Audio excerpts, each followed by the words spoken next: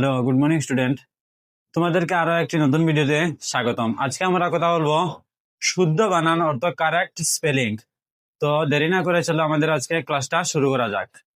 দেখো, আমাদের টপিক হলো গিয়ে শুদ্ধ বানান অর্থ কারেক্ট স্পেলিং। বাংলা অর্থাৎ সাহিত্য, সাহিত্যে শুদ্ধ বানান শেখাটা আমাদের সব থেকে বেশি গুরুত্বপূর্ণ। আমরা যখন এক্সামে লিখি বা কোনো একটা পত্র বা কোনো একটা পেপারে যখন লিখি বা কোনো আমাদের যখন নোটস তৈরি করতে হয়, নিজের থেকে যখন স্টাডি নোটস তৈরি করি, তখন বানানটা শুদ্ধ সব থেকে বেশি গুরুত্বপূর্ণ। আর বাংলা হচ্ছে গিয়ে সাহিত্য, আর সাহিত্যে যদি বানান শুদ্ধ না হয় তাহলে তোমার মার্ক একটু তুমি ক্যারি করতে পারবে না।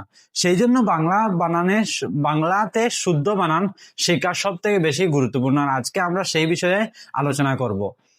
দেখো, বানান শুদ্ধ করার নিয়ম।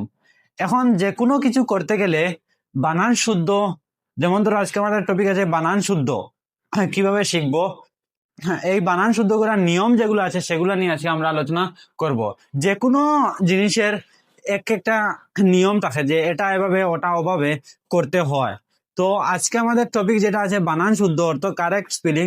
আর তার প্রথম টপিক হচ্ছে গিয়ে, প্রথম ধাপ হচ্ছে গিয়ে বানান শুদ্ধ করার নিয়ম। আমরা প্রথমে নিয়মটা শিখতে হবে। যেমন ধরো তুমি গাড়ি চালাচ্ছ, গাড়ি চালাতে শিখতে চাও, তুমি গাড়িতে বসে কি গাড়ি চালাতে শিখতে পারবে না। প্রথমে তুমি ড্রাইভিং স্কুলে যেতে হবে, তারপরে গিয়ে গাড়ির চালানোর ট্রেনিং নিতে হবে, তারপরে শিখতে হবে। ঠিক সেই রকম আমাদের কি করতে হবে, প্রথমে নিয়মটা বুঝতে হবে কোন নিয়মে কোন বানানটা শুদ্ধ করতে হয়। দেখো, স মূর্ধন্য তালিবস্য দন্ত্যস্য এর ব্যবহার। এই যে স আছে 300, মূর্ধন্য তালিবস্য এবং দন্ত্যস্য, এই তিন স্বর ব্যবহার কোথায় কোথায় হবে এবং কোন বানানে হবে, কিভাবে হবে সেটা এখন দেখো। দেখো, দুষে আমরা কি পেয়েছি, মূর্ধন্য। এরপরে কি এসেছে, রুশ, উষণ। এই যে প্রথম তিনটা আছে, প্রথম যে তিনটি আছে দুষ, রুশ এবং কুষণ, এখানে কিন্তু তালিবস্য আসেনি, দন্ত্যস্য আসেনি, এসেছে কোনটা, মূর্ধন্য। এরপরে দেখো, শিক্ষা শাস্ত্র, শিক্ষা শাস্ত্র, শিক্ষা এবং শাস্ত্র কি ব্যবহার হয়েছে, তালিবস্য। কি ব্যবহার হয়েছে, তালিবস্য। এবং এরপরে দেখো, সকাল, সংস্কার, সংসার, সকাল এবং সংসার, এই সকাল ও সংসারে কি ব্যবহার হয়েছে, দন্ত্যস্য।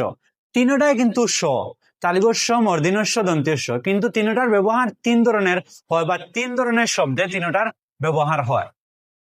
এরপরে দেখো, ডাইভিন্ড এবং রসিন্ড এর ব্যবহার। আমরা এই যে ডাইভিন্ড এবং রসিন্ড, এই যে দুই আছে, এই দুটোটা আমরা গুলিয়ে ফেলি, কোথায় কোন ব্যবহার করতে হবে সেটা আমরা অনেক সময় বুঝি না। যেমন দেখো, বড়তে কোন ব্যবহার হবে, ডাইভিন্ড। এবং গড়েও কি ব্যবহার হবে, ডাইভিন্ড। এরপরে দেখো, পড়াতেও ডাইভিন্ড। জড়েও ডাইভিন্ড। দেখো, আষাঢ়েও কি, ডাইভিন্ড। এখানে কিন্তু আমরা রসিন্ডটা আসবে না। রসিন্ড, আরেকটা কথা তোমাদেরকে বলে দিই, রসিন্ড যেটা আছে সেটা খুব কম সংখ্যক শব্দে ব্যবহার হয়। বেশিরভাগ শব্দে কি ব্যবহার হয়, ডাইভিন্ড যেটা আছে সেটা ব্যবহার হয়। এরপরে দেখো, অনুষ্কার, মূর্ধন্য এবং দন্ত্যন্য ব্যবহারের সতর্কতা। অনুষ্কার, মূর্ধন্য এবং দন্ত্যন্য, এই তিনও যে এই তিনগুর উচ্চারণ কিন্তু একই হচ্ছে, অনুষ্কার, দন্ত্যন্য, মূর্ধন্য। কিন্তু শেষে আছে তিনটার উচ্চারণে। তাই আমাদের তিনটার ব্যবহারও শিখতে হবে। বাংলাতে কিন্তু মূর্ধন্য বা দন্ত্যন্য আসেনি, এসেছে কি, অনুষ্কার এসেছে। এবার গণেশে কি এসেছে, দন্ত্যন্য, উচ্চারণটা গণেশ, এসেছে কি, দন্ত্যন্য। এবার দেখো, বনেও কি এসেছে, মূর্ধন্য আসেনি, দন্ত্যন্য। আরেকটা কথা তোমাদেরকে বলি, মূর্ধন্য এবং অনুষ্কার, দন্ত্যন্য এবং অনুষ্কার খুব বেশি শব্দে ব্যবহার হয়, মূর্ধন্যটা খুব কম শব্দে ব্যবহার হয়। এখন দেখো আমরা কতটুকু এসেছিলাম, চতুর্থ নম্বর, দ্বিত্ব ব্যঞ্জন। এখন দ্বিত্ব ব্যঞ্জন কি, যেগুলো যুক্ত বর্ণ থাকে, তাহলে যেগুলো যুক্ত ব্যঞ্জন বর্ণ থাকে, যেমন ধরো তয় তয়, দয় দয়, লয় লয়, চয় চয় ইত্যাদি, এরকম যেগুলো থাকে এগুলো আমরা কি বলি, দ্বিত্ব ব্যঞ্জন। আর এগুলো দিয়ে কি বানানো হয়, দেখো, সত্তা, সত্তা, এরপরে বুদ্ধি, সজ্জন, সচ্চরিত্র। এই যে বানান যেগুলো আছে সবগুলাতে কি আছে? প্রথমে আসে দন্ত্যের স, তালিবস্য আসেনি, মূর্ধন্য স আসেনি, এসেছে কি দন্তীয় স। আবার দেখো সত্তা, বুদ্ধি, সজ্জন, সচ্চরিত্র। এই যে এগুলো আছে এগুলো সবের প্রথমে কি আছে? দ্বিত্ব, মানে শব্দ, সব শব্দে কি আছে? দ্বিত্ব ব্যঞ্জন আছে। এরপরে দেখো বাক্য সংশোধন, সেন্টেন্স কারেকশন। বাক্য সংশোধন, এখন আমরা বাক্য শব্দ তো শিখলাম কিভাবে শুদ্ধ করতে হয়, কোন কোন শব্দ ব্যবহার করতে হয়, যেগুলা কঠিন ছিল সেগুলোই দেখে দিয়েছি। এখন আমরা শুদ্ধ করবো বাক্য সংশোধন, অর্থ সেন্টেন্স কারেকশন। মূল বাক্যকে ব্যাকরণ অনুযায়ী ঠিক করতে হয়। হ্যাঁ, ব্যাকরণ আমাদের শিক্ষা কিসের জন্য প্রয়োজন? একটা লাইন বা একটা বাক্য যখন আমরা লেখবো তখন সেটা শুদ্ধ ও সঠিকভাবে লেখার জন্যই ব্যাকরণ আমাদের শিক্ষা প্রয়োজন। এখন দেখো উদাহরণ, আমি স্কুলে যাই। এটা কি? আমি স্কুলে যাই, এরকম তো হতে পারে না, আমি স্কুলে যাই। এই যে যায় যেটা আছে এটা ভুল, এটা কেটে কি হবে? যাই। কি হবে? যাই। আমি স্কুলে যাই। এরপর দেখো সে বই পড়িতেছে। পড়িতেছে এটা হয়ে যাবে সাধু ভাষা, সে বই পড়ে। সে বই পড়ে। তারা খেলতে গিয়েছিল। এই বাক্যে কোনটা ভুল আছে? আমরা তো দেখতে পারি তারা খেলতে গিয়েছিল, সাধারণত এটা পাস্ট টেন্সে আছে। সাধারণত এটা পাস্ট টেন্সে আছে যে তারা খেলতে গিয়েছিল, অতীতে করেছে যে অতীতে তারা খেলতে গিয়েছিল। এখানে আবার কি ভুল আছে? এখানে ভুল আছে এই শব্দের মধ্যেই ভুল আছে। এই যে ছিল, যেটা অতীতের যদি ছিল থাকে তাহলে হবে এরকম ছিল, ছিল, একার আকার যুক্ত হবে না। যদি অতীতের কোনো শব্দ বা বাক্যের কথা বলা, যদি অতীতের কোনো শব্দ বা বাক্যের কথা বলা হয় তাহলে চিলতে একার আকার বা ছিল এরকম যে শব্দ থাকবে একার আকার যুক্ত হবে না, শুধু সিঙ্গুল শব্দ থাকবে। এখন আমরা কয়েকটি বানান শুদ্ধ দেখব।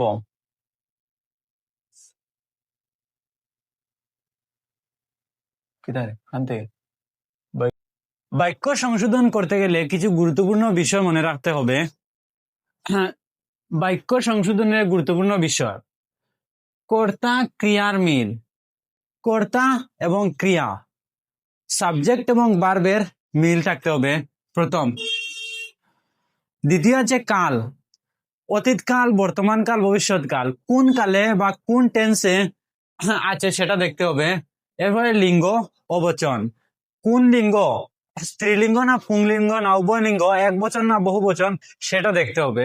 এরপরে আছে শুদ্ধ করা, শুদ্ধ শব্দ ব্যবহার। এখন দেখো উপরে যে তিনটি আছে, এই তিনটি এগুলো মনে রাখলে আমাদের বাক্য অনেকটা শুদ্ধ হয়ে যাবে বা শব্দ অনেকটা শুদ্ধ করা শিখে যাব আমরা। আবার দেখো আর কর্তা, কর্তা থেকে ক্রিয়ার মিল, কর্তা ও ক্রিয়া, সাবজেক্ট এবং ভার্বের মিল থাকতে হবে। দ্বিতীয় কাল, অতীতকাল, বর্তমানকাল, ভবিষ্যৎকাল, কোন টেন্সে বা কোন কালে এই লাইনটি রয়েছে। এরপরে দেখুন লিঙ্গ ও বচন, স্ত্রীলিঙ্গ না পুংলিঙ্গ না উভয়লিঙ্গ, এক বচন না বহু বচন, সেটা দেখতে হবে। এরপরে দেখো শুদ্ধ শব্দ ব্যবহার, শুদ্ধ করে আমরা কয়েকটি শব্দ শুদ্ধ শুদ্ধ করে দেখবো। এখন দেখো দুঃখ, দুঃখ, দুঃখ কি? এখন দেখো দুঃখ, এটা কিন্তু ভুল, দেখো ভুল বানান লেখাই আছে, ভুল। এখানে শুদ্ধ বানান দেখো, দুঃখ আমরা এভাবে লিখবো দুঃখ, এটা হবে গিয়ে শুদ্ধ বানান। এরপরে দেখো সুযোগ, সুযোগ কিন্তু ভুল, দেখো বর্গিত জ হবে না, অন্তুস্থ, অন্তুস্থ জ হবে, সুযোগ। এরপর দেখো আশীর্বাদ, আশীর্বাদে কিন্তু রসইকার হবে না, দীর্ঘইকার হবে।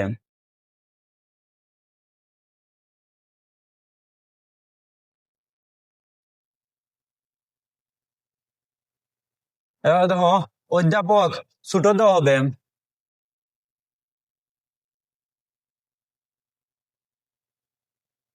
অধ্যাপক। এবার দেখো ব্যাপার, ব্যাপারও রফলা হবে।